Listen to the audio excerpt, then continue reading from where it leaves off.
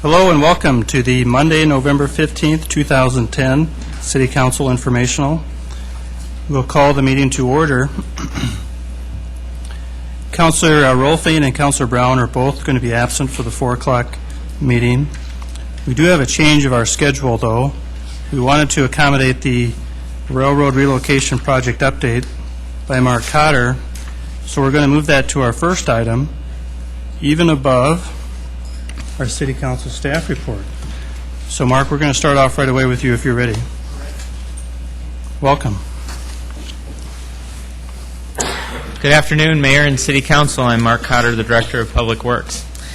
Today we'll bring you a very important project update on the railroad relocation. The railroad relocation project will remove the current rail yard from downtown and move it to a more appropriate and functional area in the northeast part of Sioux Falls. It also includes a new bridge adjacent to the current railroad bridge across the Big Sioux River in Upper Falls Park. A lot has changed over the last century when the current rail yard downtown was constructed. Today, trains exceed a mile in length, and these are commonly called unit trains. The effective length of the downtown rail yard today is between 6th Street and 10th Street. At today's standards for a new modern rail yard requires a switch yard of about 7,000 lineal feet and best appropriate next to a straight segment of mainline track. Constructing a new rail yard in northeast Sioux Falls will allow for the redevelopment of our downtown. It's important to know that this is not the first railroad project in Sioux Falls. There has been several operational projects that have been constructed over recent years that were identified in the original study that also identified these two projects. First, the new rail siding near the airport that provided for the removal of the core line and also the Milwaukee rail yard, which is now where Uptown is located, and that development is underway. The Paisley Park Underpass, which allows for unimpeded travel of pedestrians and vehicle traffic into Paisley Park, the 57th Street overpass, and the 69th Street overpass that's currently under construction. The railroad relocation project is a complex and challenging project. Unlike the other projects that have been constructed, this one uses federal funds and requires a detailed environmental assessment to be completed before design and eventually construction can begin. Also, since this project moves a privately owned rail yard to a publicly owned rail yard, a memorandum of understanding needs to be wrote and signed by all the affected parties that will guide the that will be an equitable swap of the publicly owned switchyard with the privately owned switchyard downtown. Last week you heard from John Malloy that the Ellison Eastern Rail Yard also was the firm that sold the current switchyard downtown to Burlington Northern Santa Fe. And they also hold the first right of refusal on that land downtown. So they will also be a party in the MOU. So the two things that we're still tracking on in parallel is an environmental assessment of the proposed two projects, which is the bridge over the Upper Falls Park and the new switchyard, as well as drafting an MOU which will guide the process to make the equitable swap of the private switchyard downtown with the public switchyard to be constructed. Today we have two presenters. Josh Peterson is our principal construction engineer. He's also the project engineer that's been assigned to this project since 2008. He will take you through the project presentation, and then we're also happy to be joined by Joel Junt. He's with the DOT. Joel is the Director of Planning and Engineering.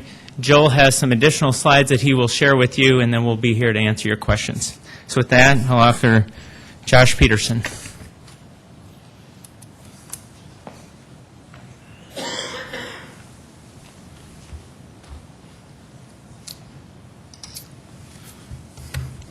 Good afternoon. A lot of information to cover in this, on this project. It's been going on for a number of years. I know your agenda is full this afternoon, so I'll try and be as brief as possible. To start out, I'll just give you a little overview of what I'll cover today. I'll give you a little bit of a background on the project. I'll briefly go into what it is covered in an environmental assessment. Joel will follow up and reinforce that a little more. I'll also overview some of the alternatives we're looking at as part of the environmental assessment, the locations, the layouts, and then finally I'll follow up with a timeline of the work we've had completed to date, plus the work that remains. As part of the project background, I guess, start out, when the city started looking into this project, we identified 3 primary benefits to relocating the railroad switchyard outside of downtown Sioux Falls. The first there would be to reduce the driver delay and improve safety. Anytime you get rid of the at-grade crossings between the cars and vehicles, it improves safety. Secondly, would enhance the railroad operations and efficiencies in town. And then finally, to provide an opportunity for economic development in downtown. This next map here is just kind of an overview of the main Burlington Northern lines that come in and out of town. Scale is a little hard to see, but primarily I just wanted to show you there are 3 lines that come in and out of town.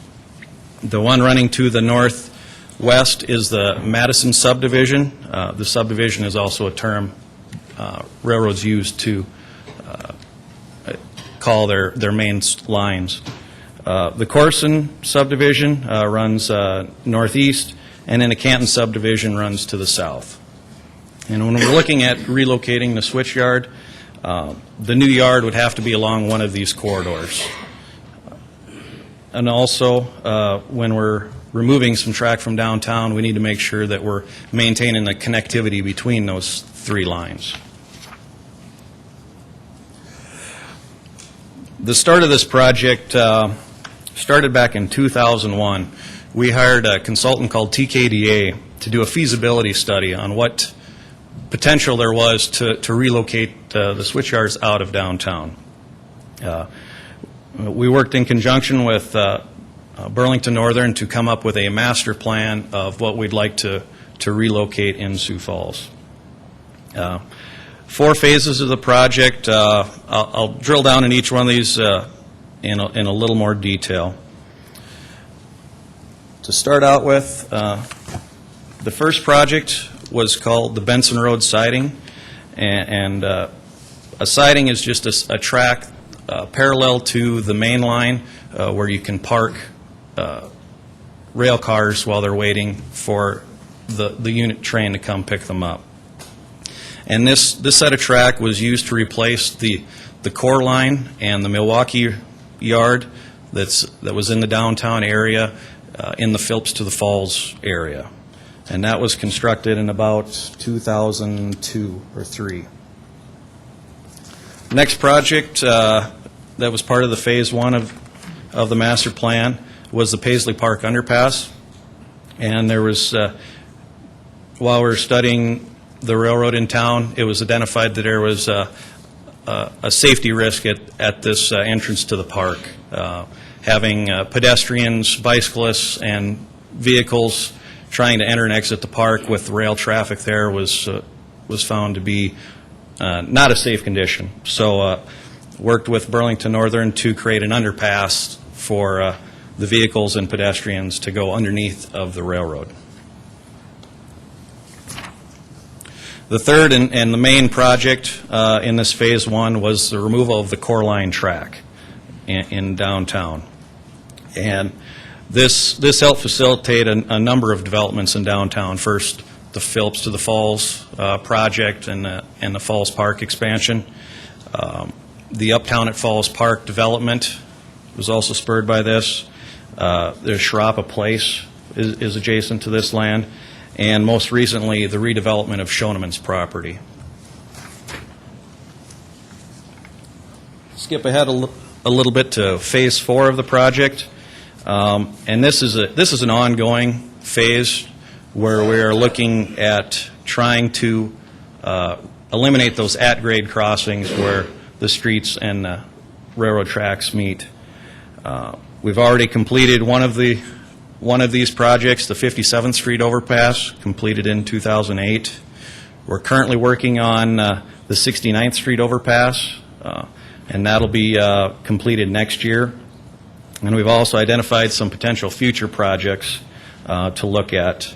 The 26th Street next to Southeastern is one we're looking at, and also Cliff Avenue at 20th Street.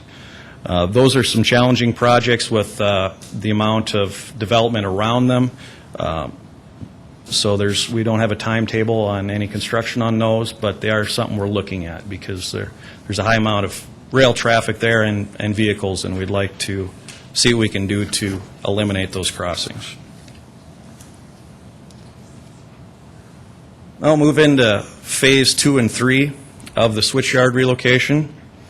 Phase 2 is the construction of the new switchyard outside of downtown, and then Phase 3 is the removal of the downtown tracks and creating a connection between the Madison and Corson subdivisions.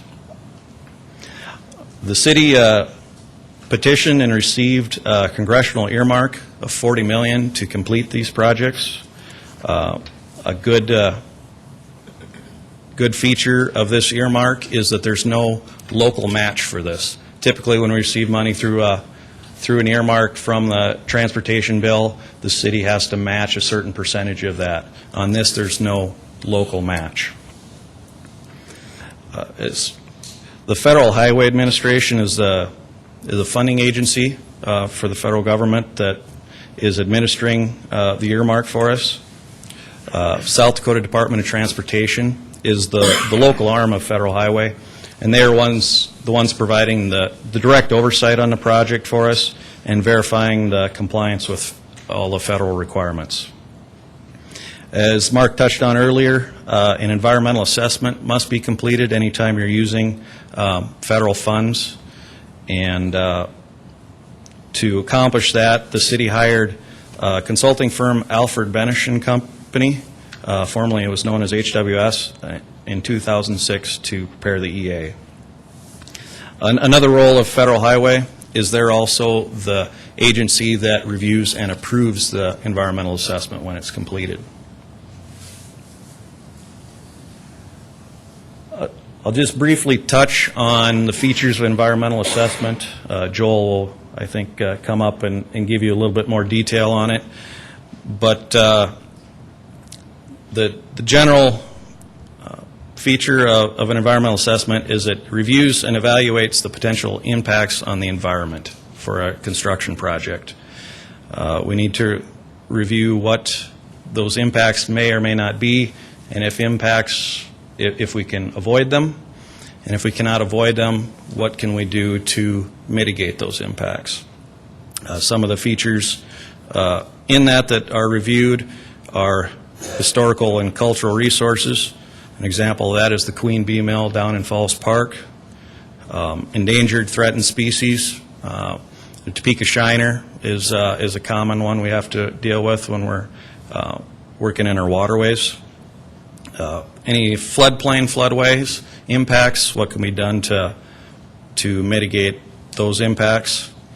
Hazardous materials, contamination, both the existing site and any future potential for contamination based on the new construction.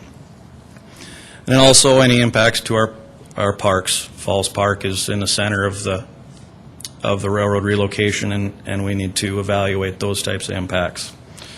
And then going down the line, noise and vibration, and what will the project impact the land use in the area.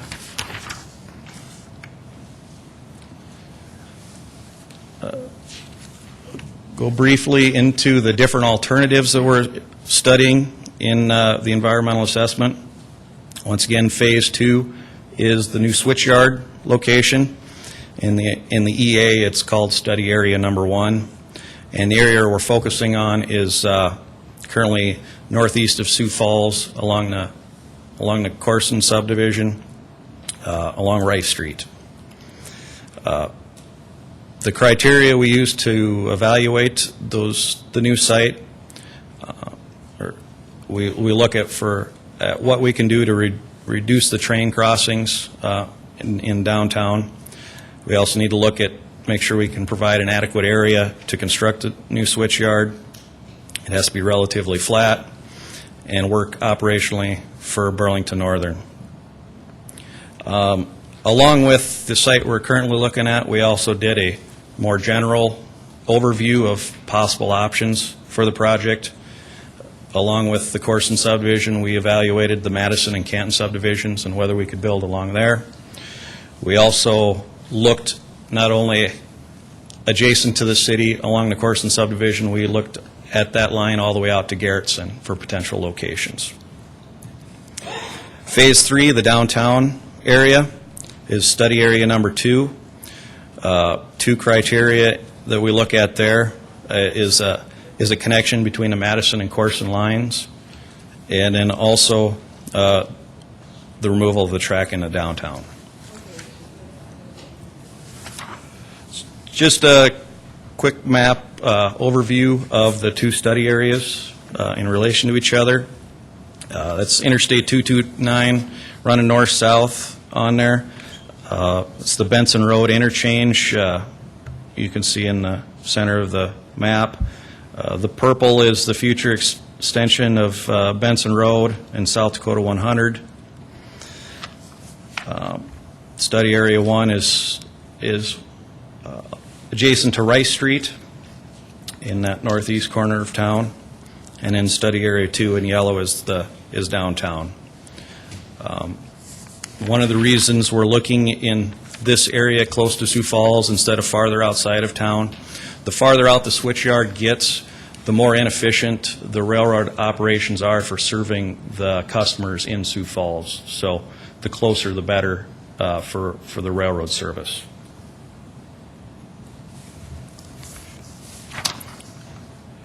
Previously, from what we've evaluated of the alternatives, this is the preferred alternative. It's along Rice Street. The orange line there is the extension of Benson Road, future expansion. You can see a little corner of South Dakota 100 in the upper right corner. It's Rice Street, runs diagonally through there. And then you can also see the wastewater treatment plant on the left side of the screen. The switchyard would be built along the northwest side of the existing railroad tracks. Some positives of this site, it really fits Burlington Northern's options and criteria for a site. The space is there, it's relatively flat, and we can fit the length of track that they require. The downside is it's very close to the Big Sioux River. Anytime you're building that close to the Big Sioux, there's some environmental concerns that you need to make sure to address and mitigate any problems. The next slide is a new alternative for the switchyard, which was brought to us by Burlington Northern over the past year. They realized the environmental concerns of the other site and threw this out as a possible alternative. In this, the new switchyard would be built along the Ellison Eastern line instead of Burlington Northern's main line. This site is a little bit to the northeast of the site we looked at earlier. It's still along the north side of Rice Street, or Holly Boulevard as it turns into as you approach Brandon.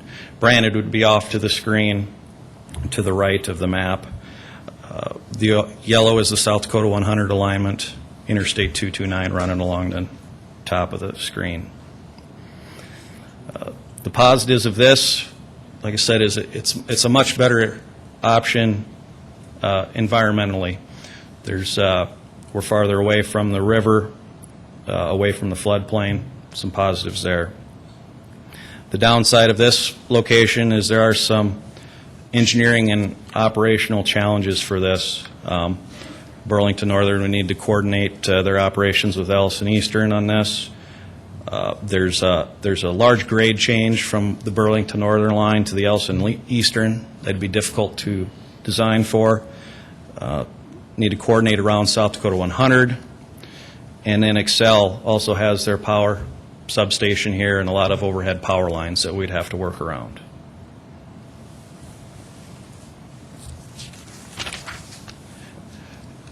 Area 2, which is the downtown site. Once again, looking. Apologize, the map is a little fuzzy. But we're looking at the switch yard between Falls Park and the 10th Street Viaduct.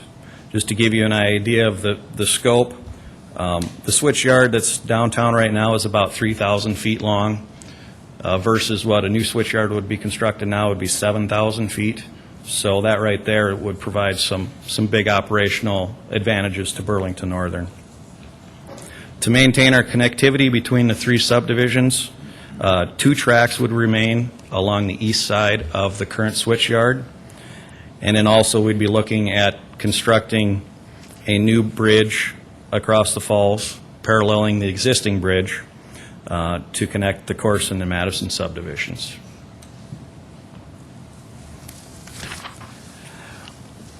This is another new alternative that Burlington Northern proposed to us, realizing the challenges of constructing a new bridge in Falls Park. They brought us an option to look at of modifying the existing bridge instead of constructing a new bridge. What we would do, the new bridge there is in blue. We would modify the southeast end of that bridge and actually create a Y so that you could service the Canton subdivision and the Corson subdivision. The positives of this: less impact to Falls Park, less environmental issues.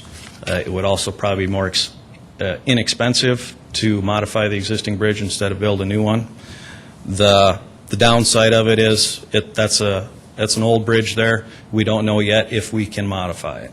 And that would be one of the first things we're going to look at moving forward, evaluating this alternative, is to do the engineering analysis to make sure that this is a feasible option.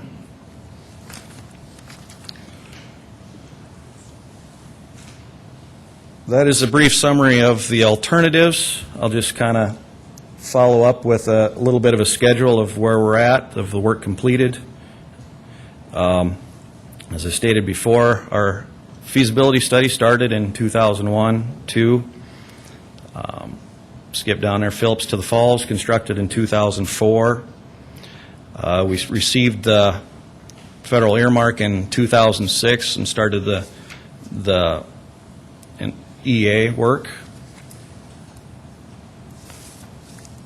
In 2007 is when we had our first draft of the EA, where we looked at the different impacts of the project. And then follow up down there while we were working on Phase 2 and 3. Phase 4 was still being worked, had activity. 57th Street overpass constructed in 08 and 69th Street overpass under construction now. Moving forward, we'll start off with steering committee meetings of all of the major stakeholders for the project. This includes the city, state, federal highway, Burlington Northern, and as needed we'll bring in specific stakeholders such as the Parks Board, State Historical Preservation, DENR, those type of contributors to evaluate the new alternatives and address any concerns. We anticipate conceptual design of the new alternatives in April. Then we'll follow, once we determine their feasibility, we'll proceed with the environmental study of them. Expect a draft EA by October of next year. In conjunction, we'll get a memorandum of understanding between us and Burlington Northern, laying out the roles and responsibilities of both parties. And we expect the final EA completed in June of 2012. Once the EA is completed, then we can proceed with the design. And once we have enough of a footprint there, we'll proceed with appraisal of land. We'll finalize our agreement with Burlington Northern for construction and land transfer, purchase of land, with construction of the new switch yard starting in 2013 and removal of tracks in 2014. My next slide is questions, but I think I'll let Joel give his presentation next and follow up with questions afterwards.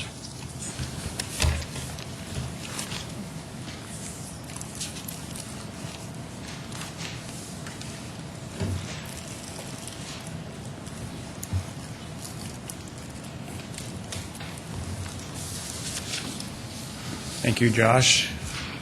Mayor, council members, thank you for the opportunity to come and speak with you this afternoon. Josh did a wonderful job kind of explaining the project. I really just wanted to kind of highlight the environmental process and some of the things that are needed in order to move forward with that. So, as it's stated up here, the NEPA process is a policy that really governs how we develop projects and build federally funded projects. That's a federally funded projects. We need to meet these in order to continue to receive these funds. The policy ensures that the federal agencies meet these obligations under the Act, and therefore the agencies such as Josh talked about, Federal Highway and ourselves, are mandated to ensure that these are met. This process is the same whether it's a state highway, a city street, or a county road. Again, any project that is utilizing federal funds. The process itself is trying to balance the impacts on the human and natural environment with those to develop a safe and efficient transportation system. I know this is difficult to see, and it really goes back all the way to the planning aspect of what we do. And you individuals are also involved in the Metropolitan Planning Organization. That's where this whole thing starts. So we start from the planning part, and then we go through, and eventually we'll get into the NEPA process. And again, I didn't expect you to be able to read this, but it's very detailed, and that's my whole purpose of showing you this, that this project with this type of detail is a very challenging project, and there are many things that we have to ensure that are followed in order to continue to receive the federal funds. So, what is the NEPA process? Really, there are three different categories that the environmental project falls under. A category exclusion is one that either has minimal impact or very little. And those can be batched. What we do typically identify those early on and then submit those to Federal Highway, and it's just a matter of them saying yay or nay on it. This project is one that is called an EA, or environmental assessment. The point of this is that we don't know exactly what all the impacts are going to be, but this process helps to identify what those impacts are and then determine whether or not they can be avoided, and that is the goal here, or at least minimized to a lesser degree. It's hoped that we don't get into the EIS, which is an environmental impact statement. Those are ones where there is significant impact and it takes much longer to go through. So the greater the impact, the more time that you're going to have to spend and the more resources that are needed to take and get over those hurdles. That process, and Josh alluded to it a little bit, was there are a lot of different agencies that need to be coordinated with. And that's a critical step in getting the environmental assessment approved. Those resources include many different agencies, and I'm going to talk about those here a little bit. But we need to do that on a very early on. As soon as we are notified, or really what the project is, we kick that into gear and get their notification and then the coordination. So resources that Josh alluded to, we've got U.S. Fish and Wildlife, Army Corps of Engineers, land managers, local governments such as you folks, and the public is very important in this process.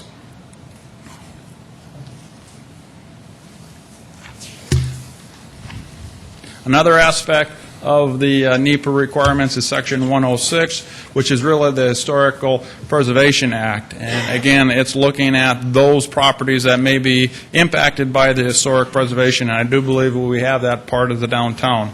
So to utilize these federal funds, we also need to take this into consideration and review those impacts. And all of these agencies that I've identified, again, need to be provided the opportunity to comment and to be involved in the different alternatives that are going to come up with this project. I'm going to go through these very quickly for the sake of time. This is kind of a checklist of all the things that need to be looked at with the EA. And Josh, again, touched on some of these, the threatened and endangered species, Section 4F, historic and archaeological sites, the wetlands. If there is wetlands that are impacted, they need to be mitigated. You've got the 404 permits, which talk about dredging and filling, and on and on and on. and other things that need to be looked at, especially with the Big Sioux River. You have the water quality, you have noise, hazardous waste. Some of those soils and properties have already been reviewed and looked at, and then the social and economical that takes place with this. So, again, I realize I'm going through this fairly quickly, but it's just to give an overview of really what the environmental process is. Once the draft EA is complete, what it does is it provides an opportunity for comment period, the final comment period, to take place. Those resource agencies that I identified earlier on will be a part of reviewing that. So that concurrence or their approval needs to be provided. South Dakota DOT will be a part of the review, and Federal Highway will also be in the review. And Federal Highway will be the agency that finally signs off on the approval. The hope and the goal for this project is get to a point where they're agreeing that there is a finding of no significant impact, or a FONSI. If they don't approve that or agree with that, then we're going into the EIS. And it is not contemplated that we're going to end up with an EIS, but I just wanted to let you know where things could end up if they do find something that has a significant impact.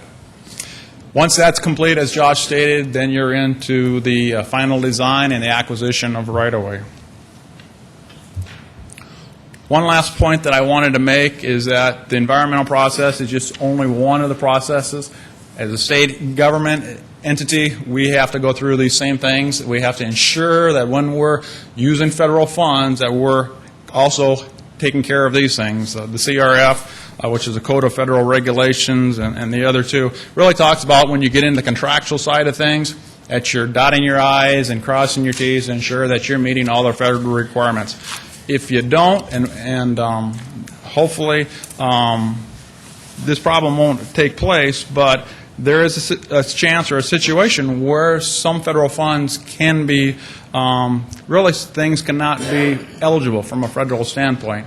And I don't know if Mark's going to get into that later on, but worst case scenario is the Federal Highway could say, we're completely jerking all of the federal funds from this project, and you're going to have to pay for any reimbursements on yourself. So it's very important that we, as a state DOT, work with you folks and also work with Federal Highway in order to ensure that we're meeting these federal requirements. So I think with that, I'm going to maybe let Mark come up here, and we can questions or whatever may need to be.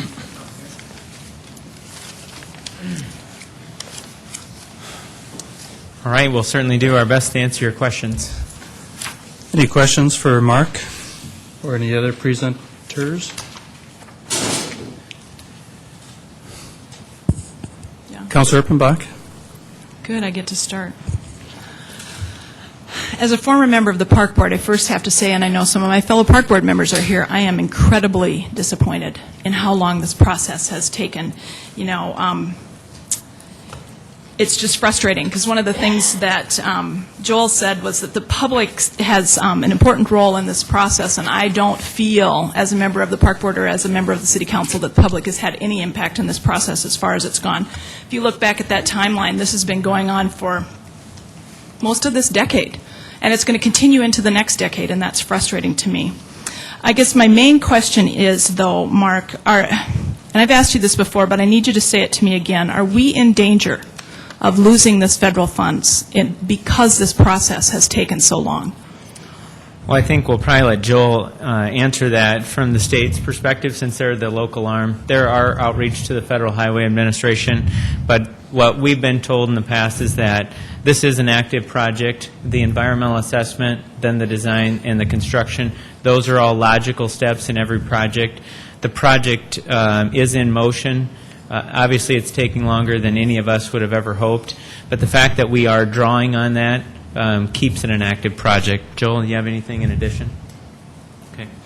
I would reiterate that, and as long as the project continues to proceed on with some activity, that the federal funds are there. I guess one other thing with that is that there have been some issues along the way. There's no doubt about that. And the DOT and Federal Highway and the city have tried to work jointly, and I believe even in the past 9 months to a year, There have been some issues. I believe we have those nearly ironed out, and we are committed for this project to move forward and get this thing so that it's not such a slow pace and to move forward. You know, that's fabulous to hear, and it's great to have you here. I shouldn't have started out by chewing on you, but I appreciate you coming, because that's been part of the frustration as a volunteer member of a city board was we didn't even really know who we were dealing with. You know, we have Mark, and he does a good job of placating us, but I appreciate you taking the time to come here and walk us through this, so thank you so much. Councilor Entenmann. Okay, just for a couple of clarifications, the work that we've done so far on the overpasses, the 57th Street overpass, Paisley Park work that we've done, all of those have been part of this project, is that correct? They were a part of the original operational efficiency plan that was wrote back in 2001 and 2002. This specific earmark was for this project, which is Phase 2 and Phase 3. Those other projects were done with state and local dollars, which don't require the environmental assessment level of detail that these federal funds require. Okay. The drawdown on the funds that we've had to date, what have those funds been used for so far? The only thing they've been used for is the environmental assessment. Okay. So according to the schedule that you gave us here, the next step is the formation of the steering committee, correct? That's supposed to take place and work during 2011 and 2012. Is that correct? That's correct, and it'll get re-engaged. It's these key agencies have been active in the project, but with the delays that we've experienced over the last 2 years, this steering committee will get reformulated and, you know, set the guidance for this document to go forward. When do you expect this to start, this process to start? I would expect it'll start right after the first of the year. Okay. Okay, and then according to the nice timeline we have laid out here, we're hopeful that we're going to see some construction work begin in 2013, with the removal of the downtown tracks taking place roughly 2014, so about 4 years from now, hopefully we'll be close to the end. Okay, with that in mind, knowing that we've had significant delays in this project to date, what kind of problems are we going to look at going forward here? I mean, are we going to stay active on this program? We've had an awful lot of promises as we've come forward with this over the years. And what are we looking at here? I mean, what's your best gut guess? Of course, I'm great on that, but that's...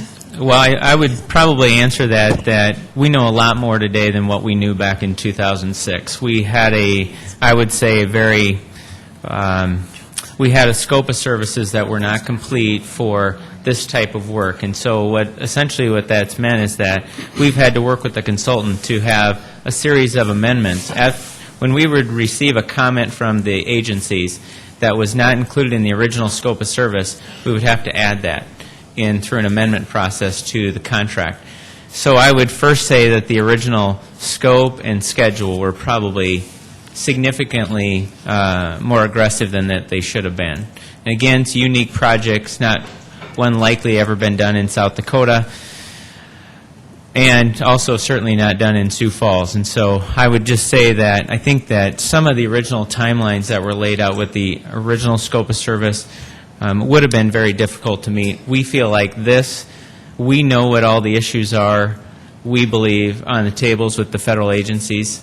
We've worked with our consultant to make sure that their original scope of services and their amendments include the additional work that needs to be done, including evaluating the most latest rail switch yard that's just a little bit further east, but it is on Ellison Eastern's line, that now we feel like we know the areas we need to drill down. We have a reasonable time frame to finish the environmental assessment, and also a reasonable timeline for the federal agencies to make the review.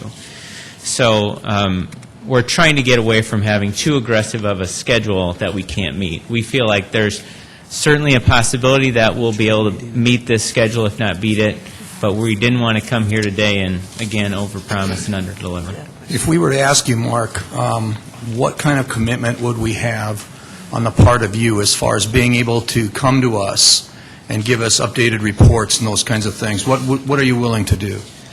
I think we're willing to do at the prescribed schedule that you'd like to see. I think just on how these projects work, a little different than like the event center where there's enough things happening on a monthly basis that prescribes an update every month. I would suggest that we come every quarter. We're certainly willing to come every month if you'd like, but just with the process of an environmental assessment, if 90 days is sufficient to you, we'll come every 90 days, and when it works in Joel's schedule, we'll ask him to attend as well. Thank you. Councilor Aguilar. Mark, was this timeline made in conjunction with the state DOT? Yes, typically for an EA, again, this has been a little bit outside of the realm, but anywhere from 10 to 14 months once we get into that gear where we can then get it approved and send it over to Federal Highway. Because part of that is also ensuring that you have the public comment aspect of it and allowing that public comment to take place, to look at these alternatives and really to ensure that we're looking at everything, period. So. Councilor Erpenbach. I guess from my standpoint, I'd follow up on Jim's comment. I agree wholeheartedly that we need regular reports. I would not want them any farther apart than quarterly. And because I really want to be able to keep tabs on this at this point. We're at the point where the disappointment level is just out of control. We need to make sure it's moving, and we need to be confident that it is continuing to move. Very good. We'll set them up for regular on 90 days. Councilor Entenmann. There was one point you did make, though, from the state side, and that was there is risk at some point in time, albeit maybe slight, that the funding of this could get pulled by the Fed. Is that correct? That falls into this. There's two issues or two methodologies that could take place. One, if we don't follow all of the requirements, there's a possibility that federal funds, from a contractual standpoint, would not be allowed or considered ineligible. With that, then the city would have to utilize their funds, and even the state. Because, again, I don't think we're all clean on this thing from a state, federal highway, and city perspective. There's been some contractual issues that have been a result of some of the things that were there, and we could have did a better job, I'll be honest with you, and fess up to that as a DOT. We could have perhaps provided a little more opportunity for some oversight, and so that's one thing. The other aspect of federal funds being withdrawn completely, Congress and their infinite wisdom, and we are right now in the situation where we don't have a federal bill. Normally when a federal bill takes place, it's a 6-year bill, long-term bill. Any outstanding funds that are out there, again, if they haven't been utilized for at least 2 bills passed, there is a situation where it could be jeopardized. So hopefully that answers your question, Councilman. In the interest of time, we've got a joint county-city meeting that we need to get ready for, but I think there's a unique opportunity here. There is representatives from the state. We have the city here. We have, I think, other interested parties in the audience, as well as, I think, representatives from Senator Johnson's and Senator Thune's office. And I don't think this meeting is going to take very long at 5.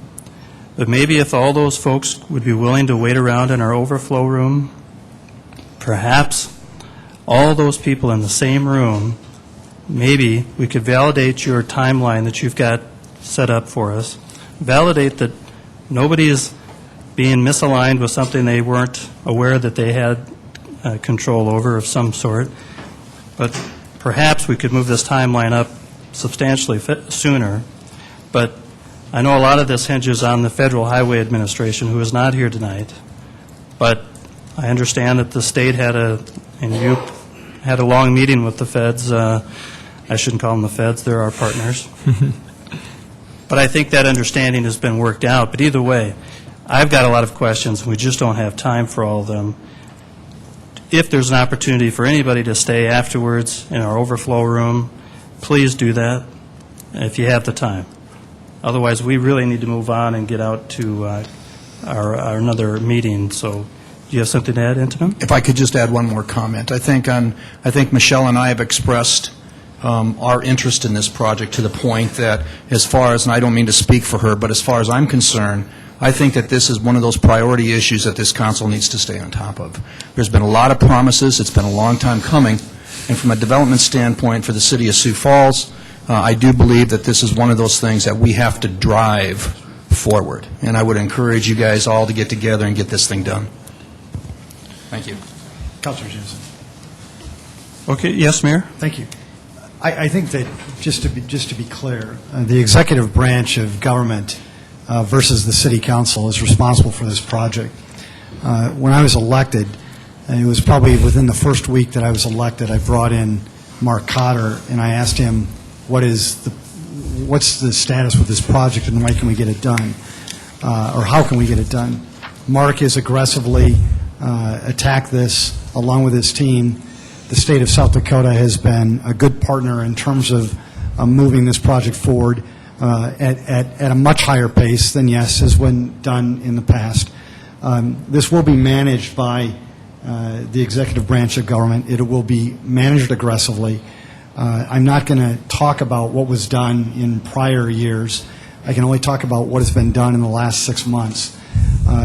We will keep you updated, but this project will be managed by Mark. I will help push him along on this, and we will certainly keep the city council engaged along the way. I think one of the things that we do need to probably talk about at some point in time is the potential expenses incurred. 2006 is different than 2011. Now, maybe with the recession that we just went through, who knows? Maybe those prices or those bids are going to be cheaper. I'm not sure. But as Councilor Jameson, as you've talked about in the past, one of the things that I think the taxpayers are concerned about in Sioux Falls and in South Dakota is what's this going to cost? $40 million then may be different than what that was maybe what was determined as what was needed then. I don't know what's determined in terms of what's going to be needed now, and that's where we'll work with Joel and Joshua and Mark to figure that out. But I want to give the people of Sioux Falls at least some indication. We're not resting on our laurels with this project in any way, shape, or form. We've already had three of the most productive meetings that we've ever had on this project with some of the most key players, not only from the state, but also from the railroad and also from city government, moving this project along. I want to keep city council involved, but guess what? We're already doing it. Thank you very much. Thanks, Mark. We've got a few other items, but I think we're going to need to...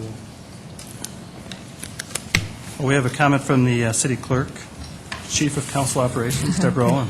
Thank you. Just a couple notes for tonight's agenda, because there will be 2 items that will be administered by the Community Development Department, and I think Erica Beck will be representing their department to walk in those items. I think Councilmember Litz and Councilmember Erpenbach will be doing the motion in the second to add those items to the agenda.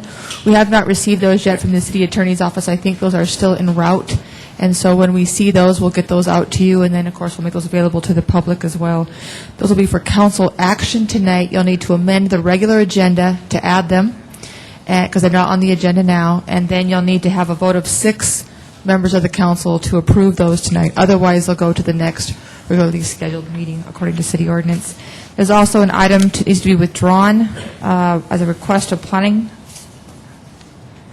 and that is item number 13 will be requested to be withdrawn by the planning department, and that's all I have. Thank you. Tom Huber assured me he could give us a 60-second update on our financial status. Tom, is that all right? We can go as fast as possible, or we could delay until after your joint meeting if you'd like. That's all. Just a 60-second brief, if you could. Just, you've got a handout? Do you? We won't need the handout? But I mean, not. Well, don't do it fast. TikTok. Can do it quite quickly. Just a quick October monthly financial report. Again, we'd really like to do these more as a conversation because it's really a report to you, and we want to know what information you want. There's a lot of numbers in it, and we really want to make it sure it's got some meaning for you. We change the focus each month, or we're starting to. We've just started that process. We've added some narrative and some additional graphics, and so, again, if you have a focal point you would like us to look at for any particular month, let us know, and we'd be happy to focus on that. So something different, we were going to quickly we've combined with parks, if there's time, to not only just look at numbers this month, but also to look at a few park projects, but we can delay if need be. Won't go through the economic indicators. As you can see in your reports, the indicators are going in the right direction. Certainly not back up to our normal standards, but at least going in the right direction. The key statistic that we always look at for the city is our sales tax collections, and as you can see in October, we are up year-to-date 3.3% over the same time period last year. Again, shows we continue to hold a positive trend upwards as we run up into the holiday sales.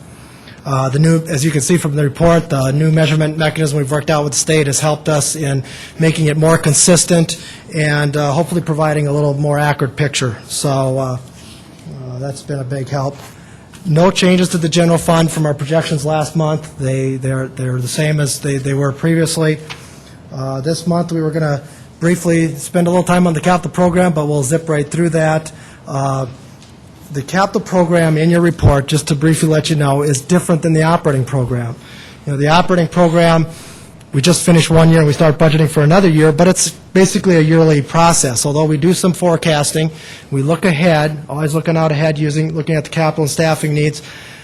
It's a yearly process. The capital program rolls over a year. Projects are delayed for one reason or another, or it takes longer than a year to design and construct. So it's a totally different program, and thus it adds a level of difficulty when providing you with reports. And so in your monthly report, you've got several pages, starting on page 8 through 15. The first one just highlights the overall program on a fund department, or on a fund basis, and departmental, and for both the capital and the capital improvement and the capital equipment program. And then the pages that follow break down the capital improvement program and the capital equipment program in more details.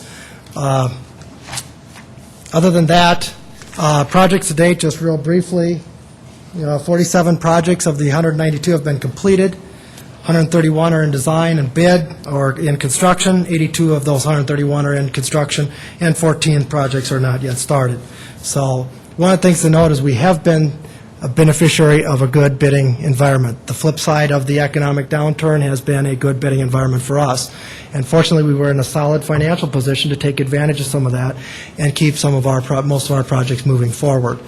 And so, on average, in your report, you'll see that the bids were 9% below the initial engineering estimates. So, if there's time, we have Tori talk about a few parks projects. If not, we'll get out. Councilor Erpenbach is ready for a question. Tom, if you've got a minute. Just a request on the slide presentation, first of all. We need them, when we're printing these, guys, we need them full page, one slide Okay. per page. Certainly we can And do will that. this slideshow be on Granicus for us so that we can look it up? We don't need to print it again? It's already on there, is that what you're saying, Deborah? Yes. Thank you. Then my other question is, because my anticipation is, and maybe I'm naive in this, that the 5 o'clock meeting isn't going to last very long. Can we do the park presentation, since all the folks are here, when we come back from that meeting? Do you guys? I certainly think so. It's up to It's the up to you. council if we'd like to do a recess, essentially. I just really don't want to skim over stuff that's this important, if the council agrees. Seems to be the wish of the council. We'll do that. Then, Tom, we'll start off with you again when we come back from our recess. Okay.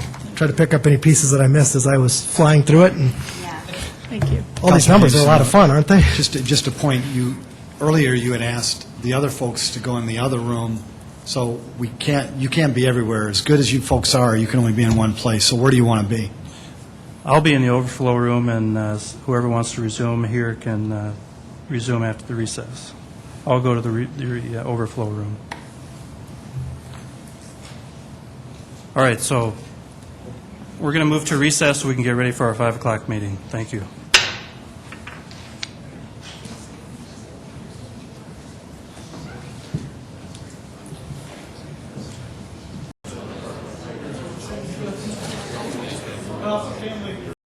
Recess and come back. Call the meeting to order again.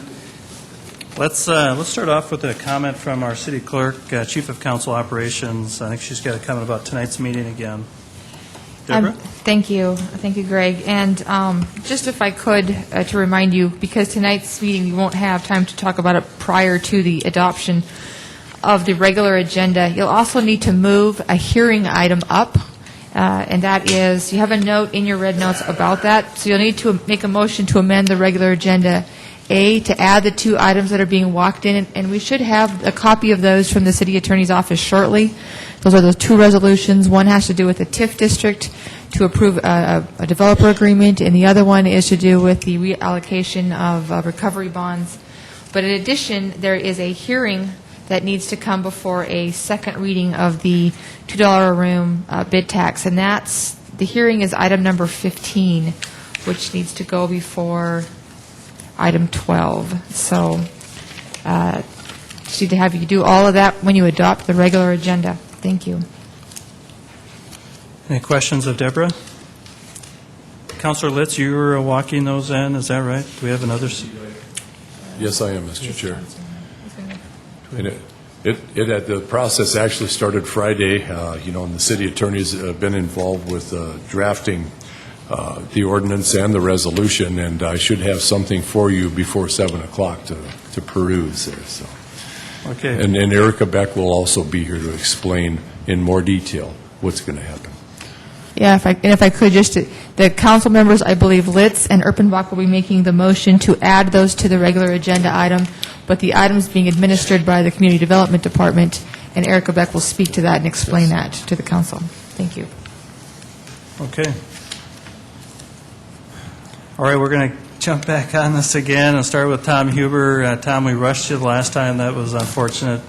Let's maybe start off with a catch up a little bit and then right back at it. Certainly. First of all, I think I covered most of the pieces, maybe a few things I left out. First of all, I asked if there's any questions or anything that you would like further explanation on in the monthly report or what we were talking about earlier in the capital program. We understand, when we look at the capital program, understand that it's a complex program because it does come forward from year to year. A lot of projects rolling around in there, a lot of dollars roll around in there, and we want to continue to work with the council on reporting and make sure that our reports are meaningful to you and provide good information. And so, as I requested earlier, as you look through the monthly report, if there's any focal points that you want us to focus on or anything that you would like us to cover in more detail or any pages you would like us to look at, we'd be more than happy to do that. We'll continue to work on what we can do from a graphical standpoint and trying to put the numbers into perspective, as always. So it's one of the things. The capital program would be one of the primary beneficiaries of the new software project, because from a productivity and efficiency standpoint and an informational standpoint, it's, like I said, it's a big program, and if there's one program that'll benefit from more up-to-date financial software, it would be the capital program. Will certainly be helped by that. So, Councilor Aguilar. Tom, would you give us that number again as far as, you said there are 47 projects completed out of how many total projects? Out of the 192 total projects, 47, and hopefully they add up right on from your report. We've highlighted the Cs this time for completed. 47 have been completed. 131 are being either designed, bid, or in construction. 82 of those are in construction, so most of them are in construction. And I was asked earlier by some of the media is that normal? Is that and I think yes, a lot of the in construction projects are probably, a lot of them are wrapping up as we've come through we get ready to close them down and finish them. So a lot of them are probably in the final payment stages.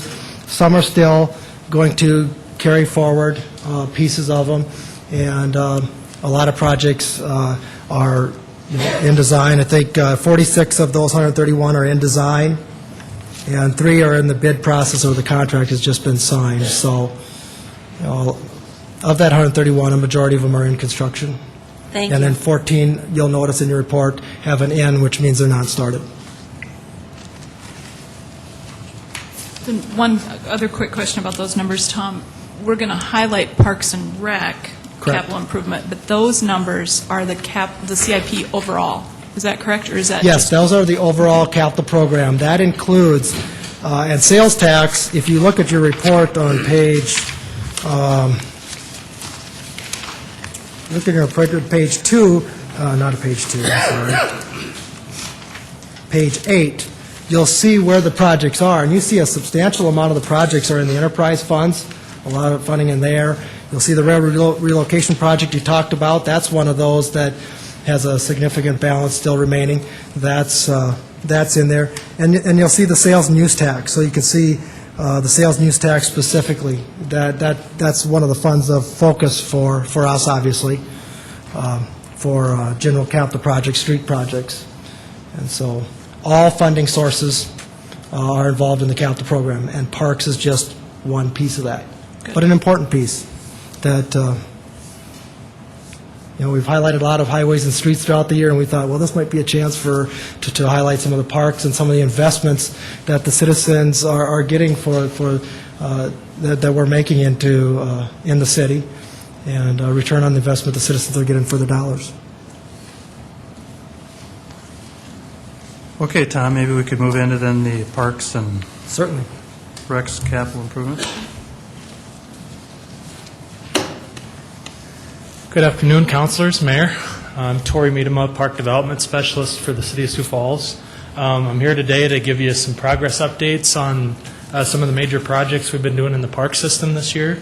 And then I also wanted to share with you some pictures to kind of show you what these numbers represent on the monthly report that you see every year and what the citizens of Sioux Falls are getting for their dollars.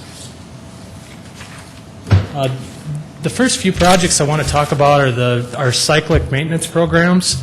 They're kind of the lifeblood of our capital program. We use these projects to maintain and to replace most of the major infrastructure in our park, in each park in our system. The first project I'd talk about is the play court cyclic reconstruction. This is just a picture to kind of give you an idea of the condition of some of these courts that we're replacing. These are asphalt courts, and if you can see the large crack going right through the play surface, there tends to be a lot of separation in those cracks. You can also see on the right side of the screen some of the drainage issues we have with these asphalt courts. This is a picture at Lewis Park, the same tennis courts in the last picture. This is the finished product. We're replacing our asphalt courts with post-tension concrete. What the post-tension concrete does for us is it takes out the joints in the concrete, and then it also minimizes the separation you have in the cracks, provides a lot more durable surface as well as better playability throughout the year. The Lewis courts, there are 2 tennis courts and a basketball court on that one. And then with the savings that we had at Lewis Park and throughout the CIP, our part of the capital program, we were also able to replace the 2 tennis courts and basketball court at Tomar Park also. Second project I'd like to talk to you about is the development of play structures. This is the project we use to replace our playground structures throughout the park system. The picture you have in front of you is of Spencer Park. We also replaced structures at Laurel Oaks Park and Dunham Park. Typically, we try to replace these structures every 15 to 20 years. A couple reasons for that. One, replacement parts for these playgrounds after 10, 15 years are hard, if not impossible, to find. And two, the safety standards in the industry change about every 4 to 5 years, and we want to stay on the cutting edge of safety for our playgrounds. One thing that we have started doing is using the rubber tile on our playgrounds. You can see that in the picture. That replaces the wood fiber that we used to use. It saves us a lot of money in the operation time with guys raking it in, and then also buying that wood fiber and replacing it. This is a picture of the new Whittier Park shelter. This shelter replaced one of the old metal shelters that we have a real tough time trying to repair after vandalism. In addition to replacing the shelter, we also added lighting throughout the park to address some safety concerns that the neighborhood had here recently. Also in the picnic shelter improvements project, we also replaced a shelter at Marion Park and brought in electrical service into the park. And we added a new picnic shelter at Dunham Park and brought in outlets so the vendors could service the major tournaments that we host at Dunham Park. The last one of the cyclic maintenance program projects that I wanted to talk about was the systematic reconstruction of the bike trail. This year we actually didn't do the project. We actually put this money on the holdback list. But why I bring it up is that we have two large public works projects that I'm sure you're all aware of. The levee raising on the west side of the bike trail loop, and then the central sewer main on the east side of town. And between these two projects and this year and the next 2 years, basically be ripping up about a quarter of the bike trail loop along the Big Sioux River. So we thought it was good to not rip up any more of the bike trail this year and let the rest of the trail be used. And then two, what Public Works does for us is they replace all the trail that they take out, and then they also work with us to identify any drainage issues or safety issues we have with sight distance on curves, anything like that. So we get a lot better trail in the end. And this picture is a piece of the concrete section that they put in after the central main was done from 8th Street to 11th Street downtown as you're headed towards the viaducts. I wanted to just kind of touch on a few other projects that we have in our capital project, our capital program this year. Bike trail development in the Greenway. We actually did two projects under this CIP project. The first one was the rehabilitation of the historic Yankton Trail Bridge. It's just west of Yankton Trail by the farm fields is what we like to call them. Every year we team up with Public Works and we get at least one or two of our bridges inspected in the Parks Department.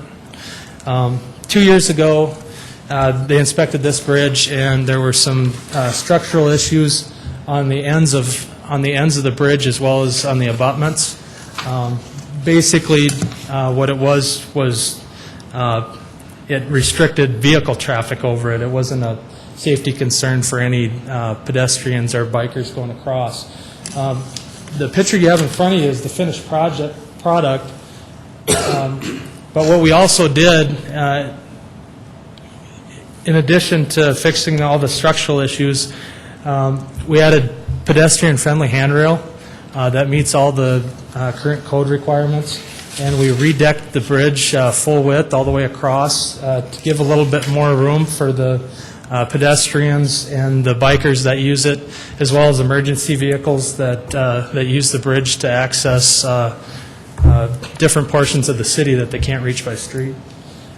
We were fortunate to get a transportation enhancement grant from the national stimulus funding, paid for all the construction on this project. The other bike trail development project we had was the bike trail extension from Falls Park to Great Bear. We were able to bid out the first phase of that project from Falls Park to Lean Park. If you're not familiar with Lean Park, it's across from the Household Hazardous Waste Center, just east of Cliff Avenue. If you can tell from the picture, basically all the grading has been done. The section between the spillway and Cliff Avenue has all been based, and we're hoping to get a lift of asphalt on it yet this year. The other things that we have in the project are a bridge over the spillway, connections to Falls Park, and also connections into Lean Park. The funding for this project was also an earmark that we got, a federal earmark that the congressional delegation secured for us a couple years ago. We'll be bidding out the next phase of the bike trail to get it out to the Great Bear as soon as we come to an agreement with the landowners in that stretch. This project is expected to be done in June of 2011. Next project is Memorial Park at 26th and Sertoma. This project was actually in the CIP last year. However, we held off on doing any work on the project because we were talking with the library, and they were talking about bringing a West Side branch library into Memorial Park. Since that date, the library has confirmed, yes, they will be coming into the park with the West Side branch library. So what we decided to do was to try to finish out the master plan improvements that we had on the east side of the park. Basically, those improvements consisted of expanding the ice skating area that we currently have there, and what we're building is a regulation hockey rink with concrete slab underneath so that it can be used year-round with rollerbladers and broom ball during the summertime. The Hockey Association, any type of skaters can use it any time. It's also going to be lighted. The picture on the slide is basically an example of what that looks like when it's done. Go ahead. Tori, I drove by there and was kind of surprised to see that going up. I hadn't been there for a while.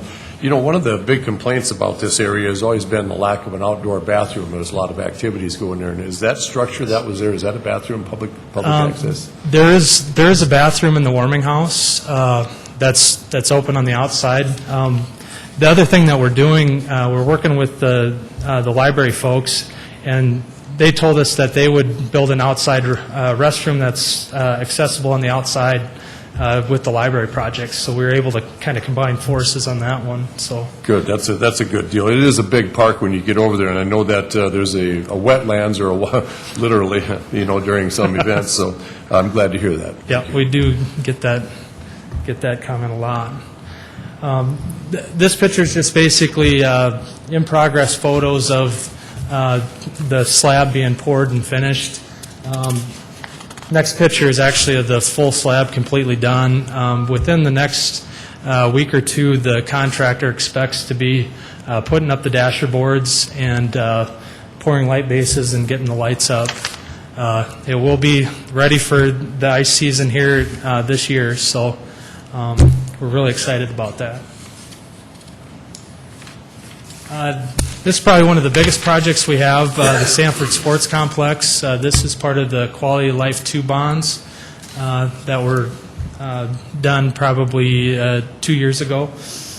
And the exhibit that you see in front of you is basically to give you an idea of how our complex lays out. Basically, to the east or to the right side of the screen is the airport. To the left or to the west is Benson and Westport intersection. The colored portion of this exhibit is basically the city portion of the land in that development. In 2009, late 2009, we put together a grading project, put it out for bid, and just the start of this month, we finished that grading project, including building the BMPs that drain that entire development.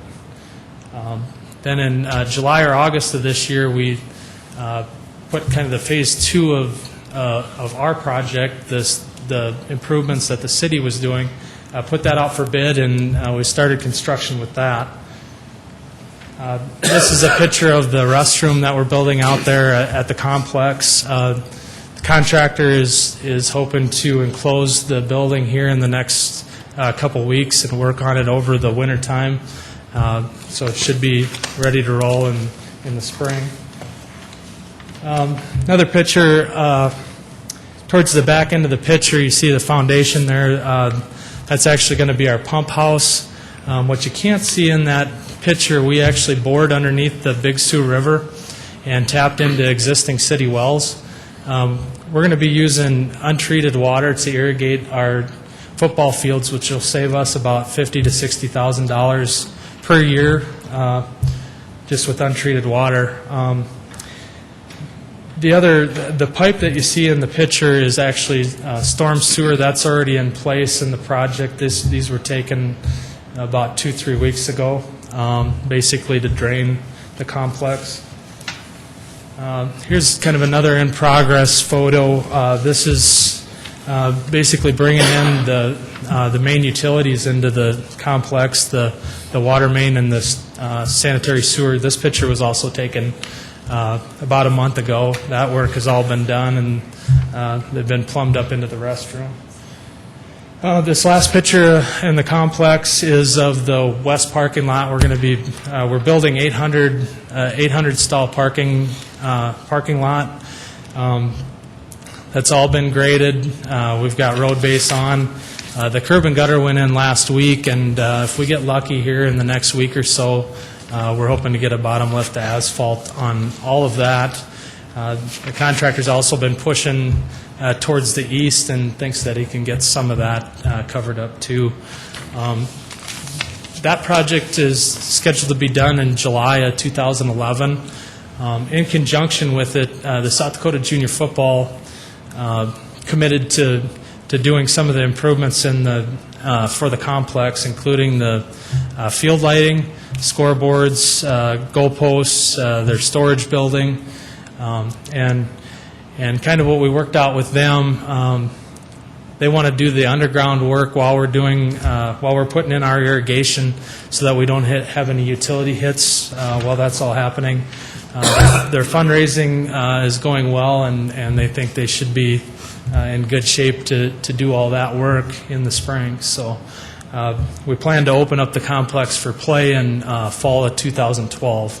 That gives us the growing seasons we need to get the turf in shape. Next project is the Arboretum in East Sioux Falls development.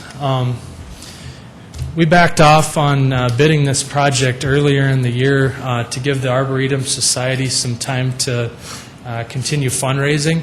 If you remember, the Arboretum Society committed to raising half of the construction funds for the construction of the Arboretum.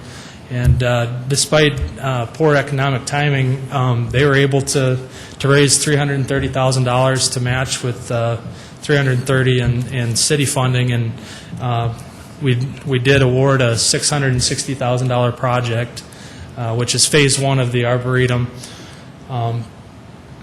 And although I don't have any construction photos, work has begun here in the last couple weeks. Phase one will basically be bringing in the main infrastructure into the park, working on the entrance and some of the roads, creating a parking lot, and then kind of enhancing some of the infrastructure that's already there in the Perry Nature area. And then a lot of tree plantings, formal garden, interpretive signage, and kind of what this does is give everybody a real good idea of what the Arboretum will be when it's fully completed.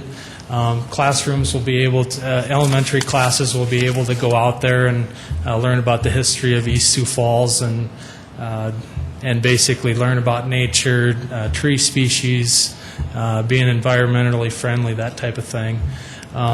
The project is scheduled to be completed in July 15th of 2011, and the Arboretum Society has also said that they have enough pledges to where they think that they can match our construction dollars that we have in the CIP for phases 2, 3, and 4 in the future. So we'll probably begin design of phase 2 at the beginning of next year, and hopefully do a later bid next year for that.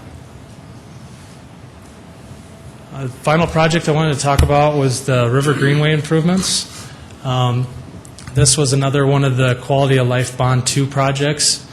The exhibit that you have in front of you is basically what we're envisioning this project to look like. We did put it out to bid, and it's actually in the award process right now. It's being awarded to Swift Contractors. to kind of walk you a little bit through the exhibit. The main portion of the project is building some pretty extensive retaining walls to keep the river out of some of the improvements that we're going to be doing up above the river. But then we're also building some infrastructure into the river so that people can get closer and use it more as an amenity and basically a cultural draw to downtown. Also included from both 6th Street and 8th Street, we're bringing ramps down to make the greenway more accessible. We'll be replacing the railroad bridge with a new pedestrian bridge that's a little bit better for the floodway. And then we'll be basically making ramps off of that to keep everything so that it's real pedestrian friendly and to draw people into downtown. Next picture is kind of a progress picture of the bridge being manufactured. We bid the bridge a few months ago so that we didn't slow down construction to wait for the manufacture of the bridge. This is the picture, and we're hoping to see the bridge in Sioux Falls in mid-December of this year. We're going to be storing it at the street department until our contractor's ready to remove the railroad bridge and replace it with this. That project is scheduled for completion in August of 2011. That's kind of the end of my presentation. Take any questions if you have any. Or Any questions for Tori? Tori, how do they get that bridge here? I mean, how big, how long is it? they're shipping it in two pieces. There'll definitely be oversized loads that they'll be bringing. And then they had to hire a crane outfit out of Sioux Falls to pick it and place it in the street department, and then bring it onto site too. So it's a pretty substantial bridge. Okay, Tori, thank you. Thanks. Tom, did you have any other updates from? All right, very good. We'll move on to our agenda. The rest of our agenda. Anybody here from the mayor's office? Anybody comments from the mayor? Seeing none, we'll move on to the audit committee. Audit committee is scheduling I think we've scheduled it. Do any of you remember our next audit committee meeting? Yes, it's December 2nd. 4 o'clock here. Okay. Look for more to come from there. How about our fiscal committee? Councilor Aguilar. I'm reporting for our chair, Vernon Brown. The budget analyst position, the committee unanimously adopted the job description. Vernon appointed a selection committee of Aguilar, Rolfing, Erpenbach, Owen, and O'Toole. However, O'Toole has declined the invitation. The position was approved through the budget process with an 8-0 vote by the council, so no further action is needed by the council. The selection committee will move the process forward. The second thing we discussed was the entertainment tax ordinance revision. The committee unanimously approved moving this revision forward, which simply qualifies the Great Plains Zoo and Delbridge Museum for entertainment tax funds.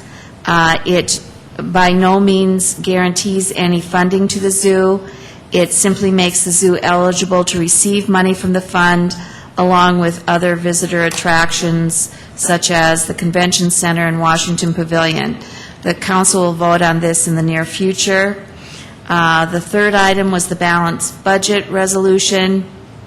The committee unanimously approved restoring original language to this resolution. It's not a substantive change to the resolution. It simply means the administration can spend down budget reserves to balance the budget as long as council approval is sought. The council can use the funds for paying for amendments as it did in the recent budget process. Again, the council will vote on this the full council will vote on this in the near future.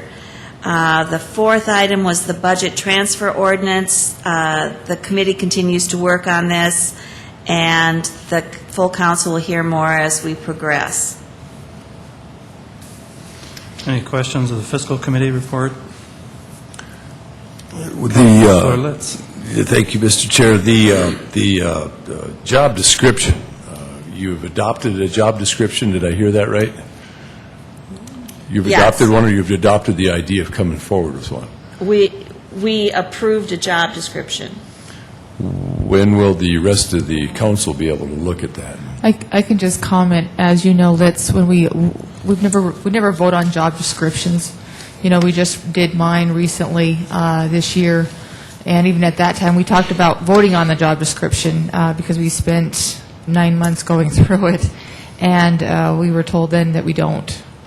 HR told us then, but we also went through the assistant city clerk's job descriptions.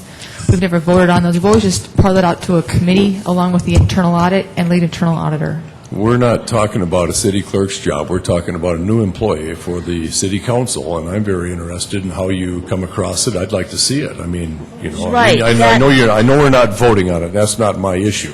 My issue is a committee handing something to the rest of the council without us being able to examine this. No, that wasn't the intent at all. This will be forwarded to you. There was a correction that needed to be made, and the city clerk's office has been asked then after that change has been made to forward it to the entire council for comment. Very good. Thank you. Okay, anything else, sir? Seeing none, we'll move on to Land Use Committee. No comment. No comment, Mr. Chair. No report? Yeah, no report. That's what I'm trying to say. Hope you out there, Mr. Litz. Public Services Committee. No report at this time. I believe we are looking to reschedule our meeting for sometime this month. I'd refer to Deborah. Have we decided on a date on time on that one? No, actually, we haven't, and my apologies. I know you've been out, and then we've had folks who have been sick, and so we haven't, but we will work on that tomorrow and get that scheduled. Thank you. Any hot topics there that should be of interest? Oh, I think that I think we're working on something with the Ethics Committee on some revisions to the Ethics Committee that we'll vote on and bring out to the council at a later time. Okay, thank you. City Council open discussion.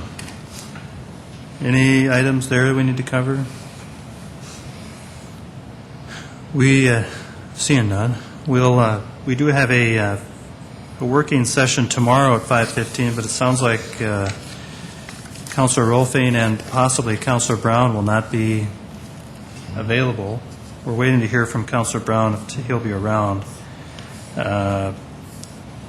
Everybody's aware of that meeting tomorrow and prepared. If stay tuned if there's a postponement of some other change. Just know that we're trying to get as many of us there as we can. So stay tuned. Any other? Councilor Anderson.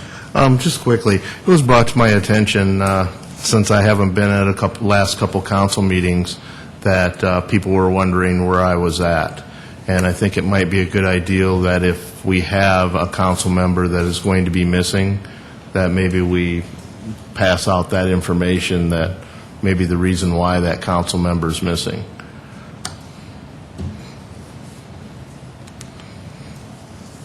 May not always be. Just something to think about, because it was, I mean, most of the time I would say when a council member is missing, they're doing something that's probably, part of their job or something that they're representing the city for.